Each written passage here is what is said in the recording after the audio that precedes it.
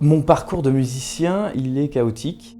Enfin, chaotique. J'ai essayé de faire de la musique jeune, enfin mes parents ont essayé de me faire faire de la musique, ça a été un échec total et je suis revenu à la guitare, je pense qu'on en revient à ce genre d'instrument adolescent, c'est-à-dire sans technique. J'ai commencé à faire des sortes de petites chansons pour des spectacles, des jeunes publics.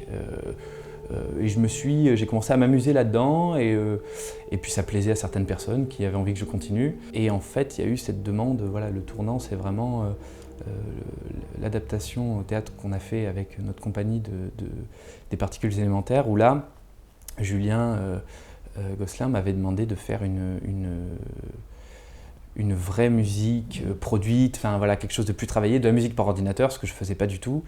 Et j'ai eu très peu de temps pour le faire, donc j'ai dû me lancer un peu là-dedans et apprendre sur le tas. Donc ça a pris énormément de temps, ça a été beaucoup de stress. Et du coup, c'est assez récent, puisque ça a 6 ans, cette histoire-là. Et je suis encore en train il m'arrive régulièrement de me retrouver en face de mes machines et de me dire, de découvrir plein de choses tout le temps. Enfin, c'est vraiment sans fin, quoi. Tadam! Qu'est-ce que c'est? Bah, ça te 10 heures. Dépêche-toi, on n'a pas beaucoup de temps là. Vous voulez que je vous dise le titre tout de suite? Bah, comme tu veux. Non, mais je vais pas vous le dire. Ok. Tiffaine, on a fait l'école de théâtre ensemble. On fait partie de la même compagnie. Voilà, elle m'a vu commencer à faire mes premiers morceaux et elle m'a sollicité pour faire le film. Elle avait déjà écrit la pièce. Donc il y avait déjà des musiques qui avaient été composées pour les chansons. Aucun allumage n'est nécessaire. Il n'y a donc aucun risque d'incendie.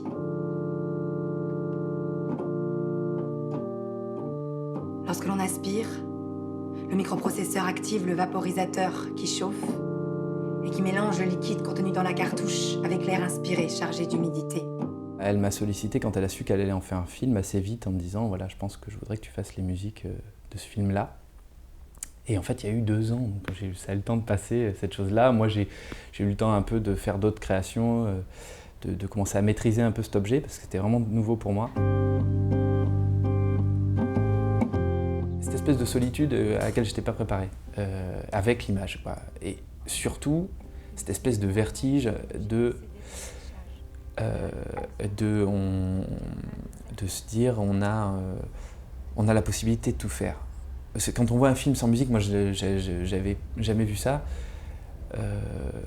on sent qu'on peut l'amener n'importe où et c'est un vertige à tous les endroits, la responsabilité personnelle et même on se demande comment presque un réalisateur supporte ça, je trouve, parce que j'ai compris à mon échelle à quel point à chaque endroit du film on pouvait tout changer. C'est dingue. Ça, je pense que ça a été une énorme prise de conscience le premier jour quand j'ai commencé à faire mes tests, tout simplement. Je commençais à poser des notes, je me dis, wow, déjà là, je suis dans 2 ambiances différentes. Et c'est ce que j'ai essayé de faire assez vite à Tiffaine, de lui proposer à chaque fois plusieurs voix. Comme j'avais très peu de temps pour le faire, j'avais pas envie de faire de fausses routes, j'avais pas envie de trahir ce qu'elle voulait raconter là-dessus. Donc je lui ai demandé, heureusement elle était disponible, de venir vite écouter les bases que j'avais, les pistes. Et quand elle me disait, là c'est bon, là pour moi on a trouvé. Et je partais, du coup après j'affinais moi tout seul.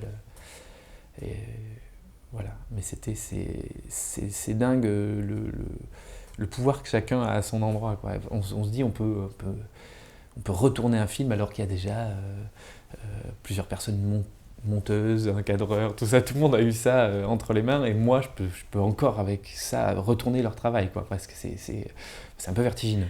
Noir, déformé, ou avec des bandes noires. Mais Ken! Déformé, ou avec des bandes noires. Déformé, ou avec des bandes noires. Il y a quand même une sorte de non pas de mise en abîme intime, mais bon, c'est quand même un parallèle, c'est-à-dire que ce qu'a vécu Pauline, je l'avais vécu un peu 4 ans, d'une certaine manière, 4 ans auparavant, c'était vraiment le travail de composition, quoi. La cigarette électronique n'est pas un jouet. L'émotion est amenée par la musique et le texte, lui, est extrêmement factuel. N'est pas un jouet.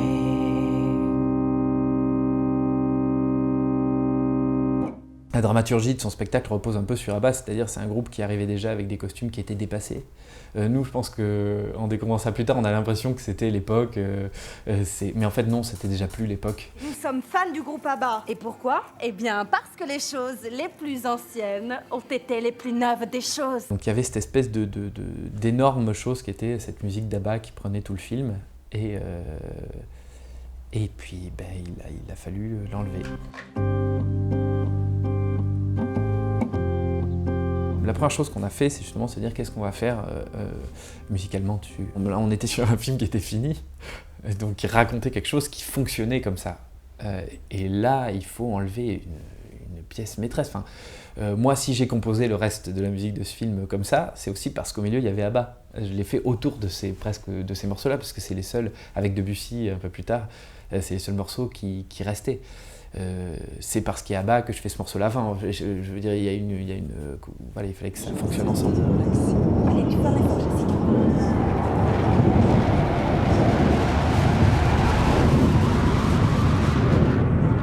Après, ce qui est super, c'est que Tiphaine, c'est pas démonté, quoi. Et à un moment, elle dit faisons autre chose. Et voilà, je suis allé repiocher dans le thème de fin. J'ai ramené cette mélancolie. Et ça, je l'ai essayé avec elle. Je me souviens, on était en train de répéter. Je me suis dit, tiens, si on partait sur quelque chose comme ça. Et elle a dit, écoute, c'est vraiment, bon, ça n'a rien à voir avec ce qu'il y avait avant, mais ça l'a touché à un endroit. Elle a dit, finalement, cette mélancolie, bon, c'est presque l'opposé.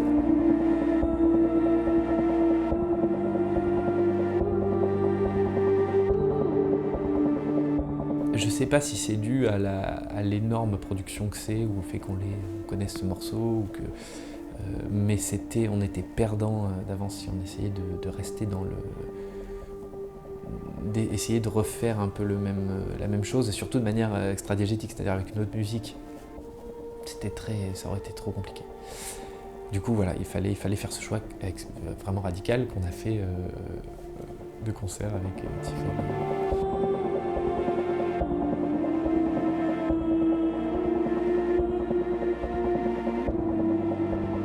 On n'avait pas beaucoup de temps.